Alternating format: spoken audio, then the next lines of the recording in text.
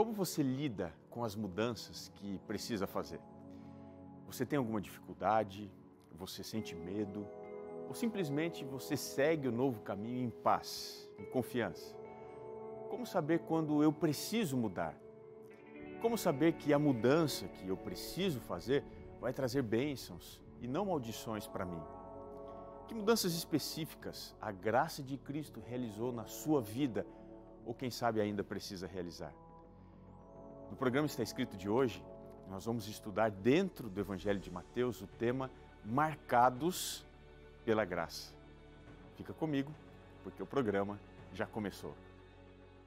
Eis que vem dias, diz o Senhor Jeová, em que enviarei fome sobre a terra, não fome de pão, nem sede de água, mas de ouvir a palavra do Senhor. Jesus respondeu, está escrito, nem só de pão viverá o homem, mas de toda palavra que sai da boca de Deus. Está escrito, apresentado por Robson Menezes. Mais uma vez, estamos juntos aqui, você e eu. Meu muito obrigado, porque você dá sempre aqui para nós o carinho da sua audiência, também a sua companhia. Alguns até dizem, pastor, olha, eu estou lá com sono, às vezes cansado, mas eu estou assistindo. Que bom, viu? Obrigado aí, porque a gente, mesmo que à distância, se conecta aqui em torno da palavra de Deus, do Está Escrito, para crescer, especialmente no relacionamento com Deus e também com as outras pessoas, né? Fica aqui com a gente hoje, porque essa série que nós estamos fazendo, uma série muito especial para ajudar você a entender como se aproximar mais de Deus e de que forma você pode ser marcada pelo Senhor. De que forma Deus quer marcar a sua vida. Isso aqui é fundamental, é muito importante. Nesse momento aqui, logo aqui no começo, a gente faz aquele espaço do responde aí, pastor. Qual que é a pergunta de hoje, hein? Pode soltar pra gente, Nátio. Vamos lá. Responde aí, pastor. Responde aí, pastor. Responde aí, pastor. Responde aí, pastor. Bom, essa pergunta que a gente vai responder agora, ela está baseada aqui numa série de estudos muito legal, que é a revista Marcadas pela Fé. Nós aqui temos o estudo, deixa eu ver aqui, acho que alguém mandou sobre o estudo de Maria, a página 30. Mas vamos uma pergunta, vamos lá, pode soltar, Nath, vamos ver qual que é a pergunta de hoje. Muito bem. Quais foram as consequências do chamado de Deus para Maria ao ficar grávida de Jesus? Por ela ter sido mãe do Filho de Deus, ela já estava salva e santificada? Olha, muito boa pergunta aqui. Não deve ter sido fácil, de fato, para Maria receber um chamado para ser a mãe do Filho de Deus, sendo ela jovem e ainda não estando casada. Isso trouxe muitas complicações. E eu vou te dizer, algumas mulheres enfrentaram batalhas difíceis demais e venceram porque acreditaram em Deus. Uma dessas mulheres é Maria. Mas aqui, olha, nessa revista Marcadas pela Fé, você vai encontrar histórias extraordinárias de mulheres que ensinam para mim e para você como viver ao lado de Deus e ser ricamente abençoado. Olha, o telefone que está aparecendo aqui é o telefone para você entrar em contato e pedir agora mesmo a sua revista Esperança Marcadas pela Fé. O número é o 0 operadora 12 2127 3121. Então vamos lá, a pergunta. Essa pergunta aqui é muito importante. Quais foram as consequências para Maria de ter sido escolhida para ser a mãe do Filho de Deus? E por que ela foi a mãe do Filho de Deus? Ela já estava salva, santificada? Bom, primeiramente a gente precisa relembrar, e a revista vai nos relembrar isso, que Maria quase foi abandonada por causa do filho que estava no seu ventre, que tinha sido colocado ali pelo Espírito Santo. O marido José quase foge para deixar a mulher e assim não fazê-la com que a vergonha ainda se espalhasse mais no seu contexto familiar e social.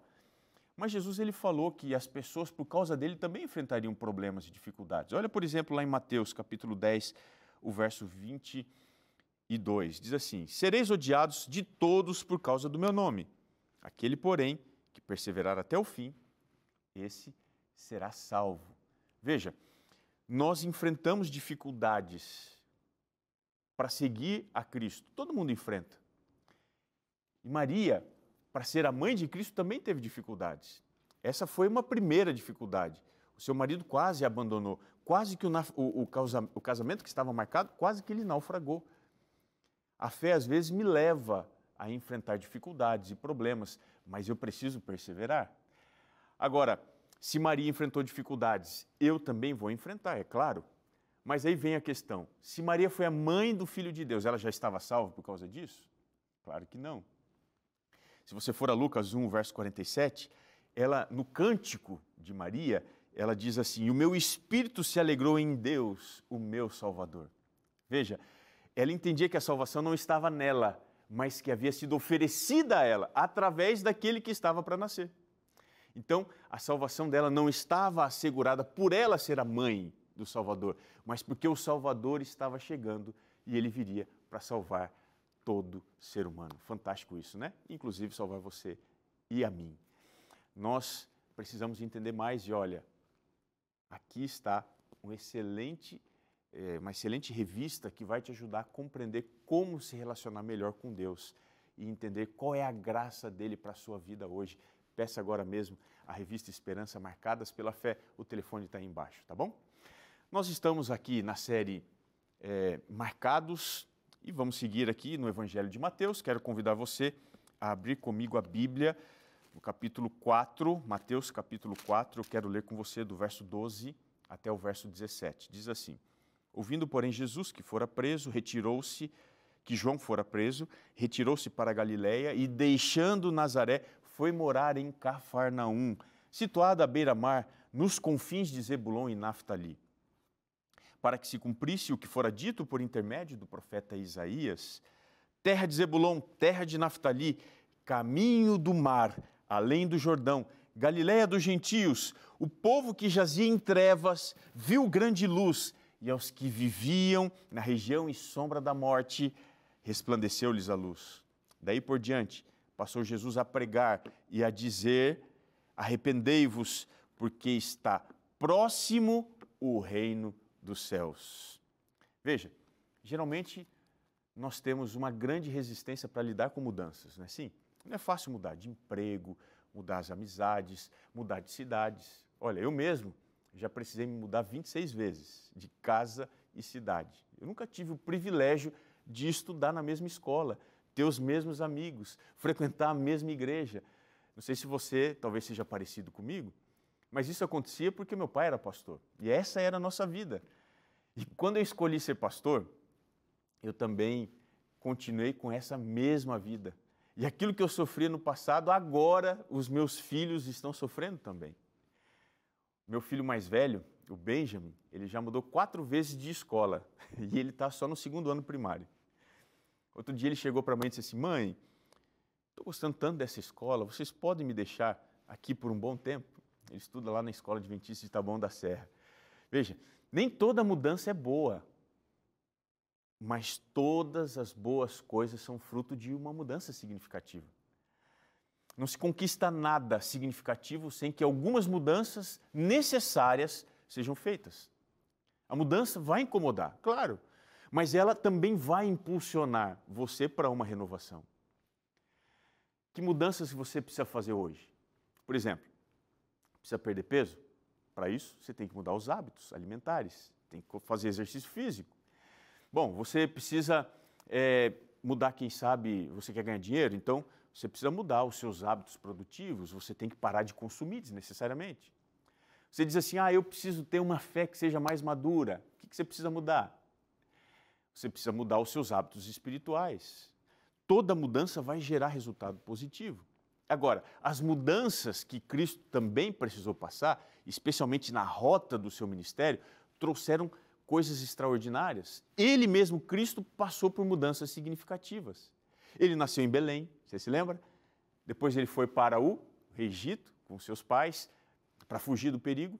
E depois que o perigo passou, ele voltou agora para Nazaré e ele permaneceu ali até o seu ministério público começar. Mas depois de algum tempo, como Mateus descreve, ele se mudou para Cafarnaum. E por que ele fez isso? Essa mudança para Cafarnaum não aconteceu imediatamente após o início do seu ministério. Ela se deu após um período em que Jesus desenvolveu o seu ministério na Judéia, no primeiro momento. Mateus, aqui na passagem que nós lemos, ele não tem uma preocupação de seguir a cronologia dos fatos.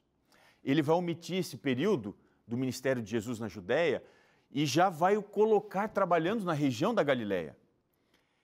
Quem vai contar para a gente o que aconteceu nesse período do evangelho, aliás, do seu ministério na Judéia, é o evangelho de João, que vai mostrar esse período anterior ao ministério da Galileia. Mas o que isso significa? Por que Jesus começa ali? Veja, Jesus, ele não foi do deserto, da tentação, direto para Cafarnaum. Tem um elemento aqui que é a prisão de João Batista, que vai se tornar, na narrativa de Mateus, o ponto de partida cronológico desse grande ministério de Jesus na Galileia. Com a notícia da prisão do Batista, a obra do precursor ela estava concluída. Por isso que Mateus começa a narrar o ministério de Cristo aqui, porque havia chegado o momento de Cristo iniciar formalmente o seu ministério. E isso ia ser na região da Galileia. Jesus, ele começou no tempo certo, ele começou no lugar certo, para fazer a obra certa. Ali, Jesus ele ia fazer com mais intensidade as demonstrações da sua graça. Quando um problema apareceu no caminho de Cristo, ele usou essa dificuldade para ser uma grande oportunidade de salvação para as pessoas. E a gente precisa seguir o mesmo exemplo de Cristo. Na vida, a gente precisa corrigir a rota o tempo todo. A graça, ela vai se fundamentar especialmente na condição de mudança. Eu preciso mudar, e especialmente mudar aquilo que eu não consigo, aquilo que eu não gostaria de mudar naturalmente, mas que eu preciso mudar. Nessa história aqui que a gente leu, nós temos o enfrentamento da graça para com o pecado. Qual dessas duas forças você acha que é maior? A graça ou o pecado? Aliás, será que existe alguma semelhança entre a graça e o pecado? Curiosamente, sim, existem semelhanças. Quais são elas? O pecado e a graça, eles buscam uma abrangência coletiva completa. O que significa? Eles querem alcançar tudo e todos. O pecado e a graça também são mistérios profundos. São parecidos nessa questão da essência, são mistérios. O pecado e a graça também se manifestam em emoções extravagantes. Essas são as semelhanças, pode haver outras. Mas agora, qual que é a diferença entre a graça e o pecado? Veja, o pecado se aceita, o pecado, na verdade, ele aceita só ser uma partezinha da sua vida. A graça, ela já demanda que você a aceite completamente. O pecado é uma aventura, a graça é um compromisso. O pecado nos leva para as trevas, a graça nos encaminha para a luz. O pecado transtorna, a graça transforma. O pecado ilude, a graça revela. O pecado é um intruso, a graça ela é acolhida. O pecado ele é generalista, a graça ela é individualizada. O pecado é um vírus, a graça é um remédio. O pecado mata, a graça vivifica. O pecado faz falsas promessas, a graça faz verdadeiras renovações. A mudança da rota de Cristo não evidencia que a graça ela vai ser subserviente às condições do pecado. Pelo contrário, só é possível mudar alguma coisa quando você está imbuído de poder, de autoridade para fazer isso. Quer ver só alguns exemplos? Você acha que você não é viciado no cigarro? Então experimenta ficar um mês sem fumar. Você acha que não é viciado no açúcar? Experimente ficar um mês sem comer açúcar. Você acha que não é viciado nas redes sociais? Experimente ficar um mês. Duvido você conseguir ficar um dia. Veja, a mudança, ela demanda capacidade, ela demanda autoridade. Quem muda algo está no controle. Jesus ele não é vítima do pecado, pelo contrário, ele é o algoz do pecado. Quando ele mudou de rota, ele estava fazendo isso para enfrentar o pecado no lugar certo, no tempo certo, na hora certa. A graça, ela vai se apresentar para nós nessa capacidade de transformação de uma nova realidade. A graça vai deixar a sua marca através de um poder superior. Porque Jesus precisou mudar de rota, precisou sair de Nazaré e ir para Cafarnaum. Tem 3 razões básicas que Mateus nos apresenta. E a primeira delas, Jesus ele mudou para não incorrer, ou seja, para não antecipar um sofrimento que fosse indevido. Por isso, ele saiu da Judéia e ele foi para a Galiléia. Desde os primórdios da igreja, lá no cristianismo primitivo, o retorno de Jesus para a Galiléia tem sido interpretado como uma fuga dos inimigos do Batista, porque o Batista foi preso, Jesus então deixa a Judéia e vai para a Galiléia, mas ele não fugiu porque ele estava com medo. A palavra retirou-se, ela aparece 10 vezes em Mateus, e ela sempre vai implicar um motivo maior para uma mudança de lugar. Isso aqui é sempre descrito frequentemente como um conhecimento antecipado que você tem que vai levar você a ir de um lugar para outro, para fugir de algum perigo. Veja, até o momento da prisão do Batista, Jesus estava dividindo a cena com ele, lado a lado. Eles estavam pregando, eles estavam batizando. É o que diz João capítulo 3, o verso 22 e 23. Só que quando o Batista foi preso, Jesus percebeu que a fama dele estava trazendo algum tipo de perigo, especialmente para os fariseus, e é por isso que ele deixa a Judéia e ele vai para a Galiléia. Isso está lá em João também, capítulo 4, do verso 1 até o verso 3. O que eu entendo com essa ação de Cristo? Preste atenção. Não é sábio você antecipar batalhas. Não é sábio você enfrentar lutas hoje que devem ser enfrentadas amanhã. Não lute e não busque anseios e problemas na nossa vida agora que deveriam ser enfrentados amanhã. Qual que é o conselho de Jesus para você? Mateus capítulo 6, o verso 34, o que diz? Você se lembra? Portanto, não vos inquieteis com o dia de amanhã, pois o amanhã trará os seus próprios cuidados. Basta ao dia o seu próprio mal. Não chore pelos problemas de amanhã hoje. Não enfrente os inimigos futuros agora. Não dificulte tudo aquilo que já está complicado.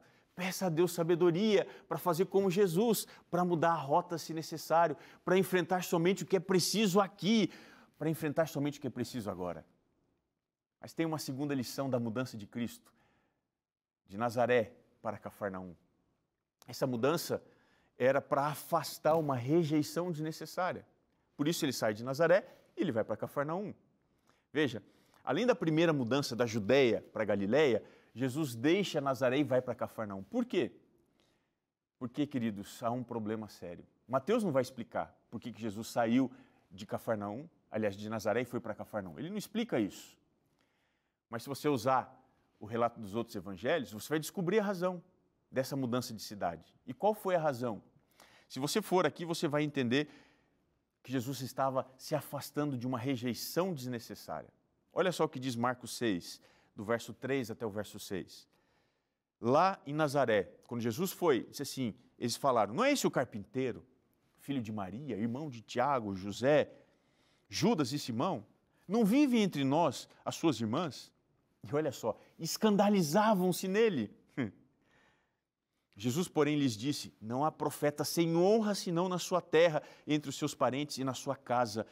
Não pôde fazer ali nenhum milagre, senão curar uns poucos enfermos. Impondo-lhes as mãos, admirou-se da incredulidade deles. Contudo, percorria as aldeias vizinhas ou circunvizinhas para ensinar. Por que Jesus sai de Nazaré? Porque as pessoas de Nazaré se escandalizavam em Jesus. As pessoas de Nazaré não honravam Jesus. As pessoas de Nazaré não permitiram que Jesus realizasse muitos milagres ali. As pessoas de Nazaré rotulavam Jesus. Esse daí é o filho do carpinteiro, ele não é o filho de Deus. Veja que essa mudança de lugar significa que Jesus estava cortando laços nocivos. Então entenda uma coisa aqui, deixa eu falar algo para você. Existem coisas, existem pessoas que são complicadas demais e por isso você deve mantê-las distantes do seu alcance. A melhor coisa que você deve fazer diante de pessoas que trazem um relacionamento tóxico é buscar a direção oposta, é você ir longe, se afastar. Por que Jesus saiu de Nazaré? Porque ele era rejeitado, ele era rotulado, não era aceito ali. A graça, além de dar abundantemente o que nós precisamos, ela também nos ensina a nos afastar daquilo que nos prejudica. Às vezes, é a graça de Deus te levando longe de problemas.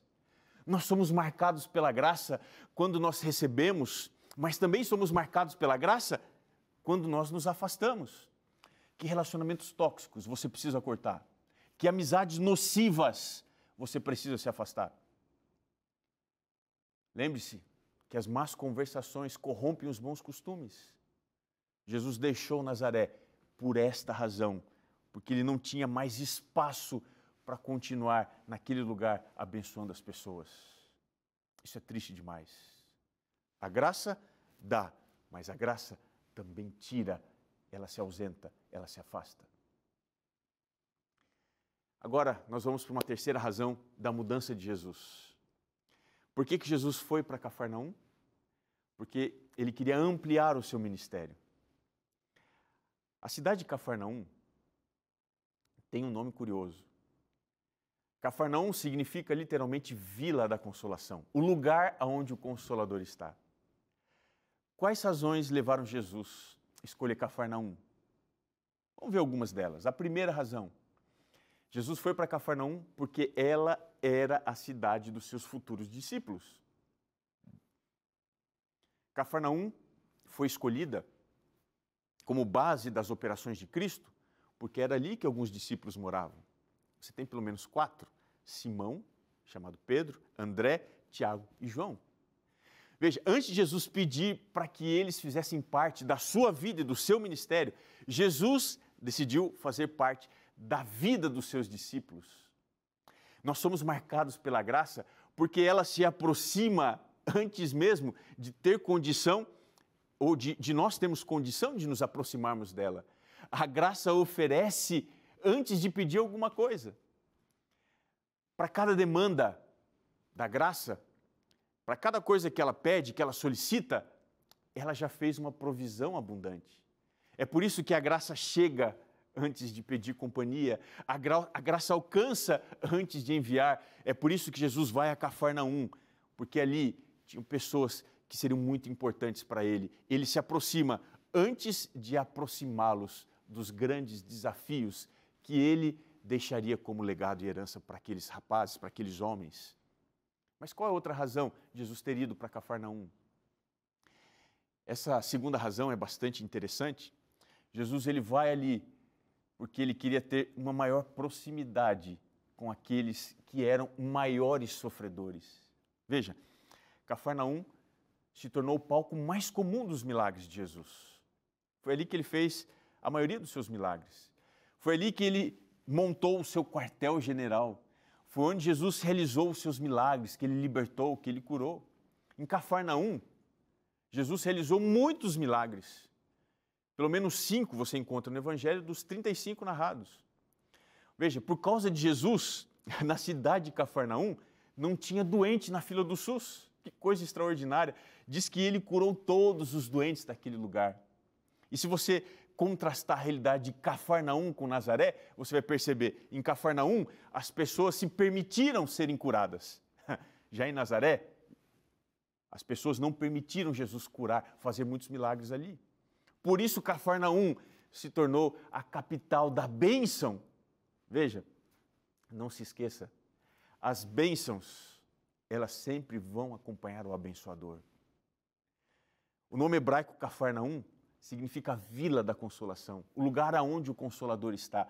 Nazaré não pôde testemunhar muitos milagres de Cristo porque não queria Jesus ali.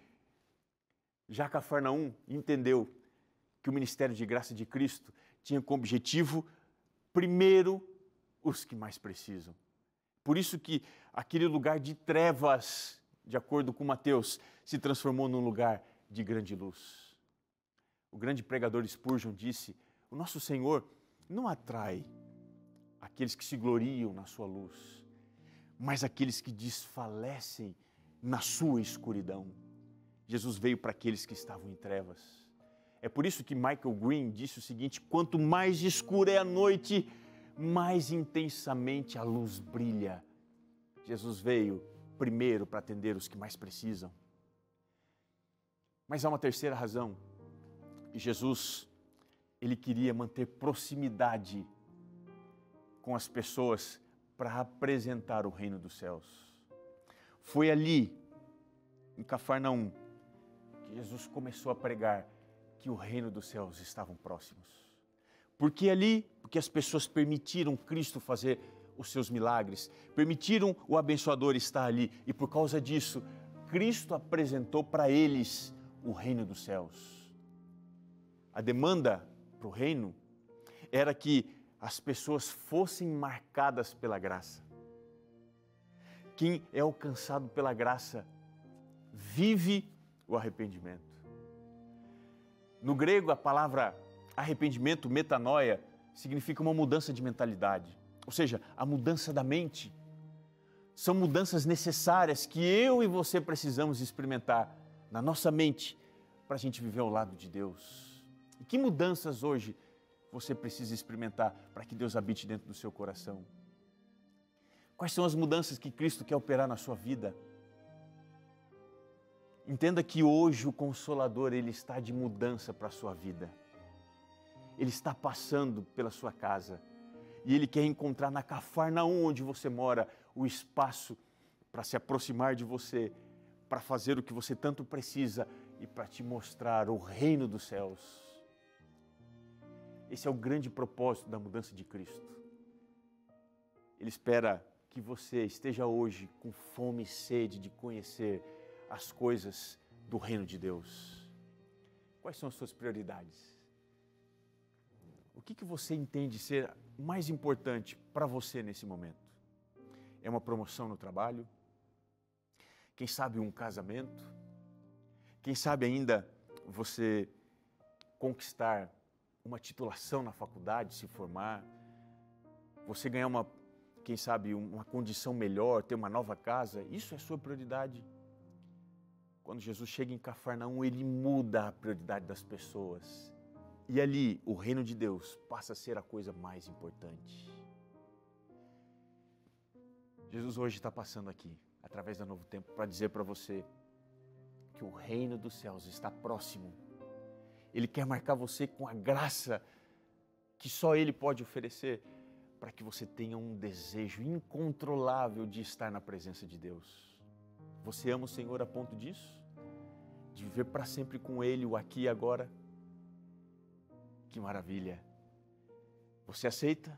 Você permite que Ele mude também suas prioridades hoje? Então, chega um momento que eu quero fazer uma oração com você. Nessa oração eu quero entregar sua vida, quero entregar sua família ao Senhor, para que Ele tome conta hoje daquilo que é seu, mas que precisa ser dele. Você pode orar comigo? Feche os seus olhos. Querido Pai, estamos nesse momento pedindo que o Senhor venha e habite em nós. Habita, Senhor, na nossa vida. Como Cafarnaum permitiu Cristo fazer coisas extraordinárias lá, nós queremos que o Senhor trabalhe dentro de nós. Aceita essa pessoa, Pai. Nós entregamos a sua vida, a sua família em Tuas mãos. Nós oramos em nome de Jesus. Amém. Nosso programa está chegando ao final. Mas nesse momento eu não posso terminar sem te lembrar que está escrito: nem só de pão viverá o homem, mas de toda a palavra que procede, que sai da boca de Deus. Um grande abraço. Nós nos encontramos aqui no nosso próximo episódio, no seu programa Está Escrito.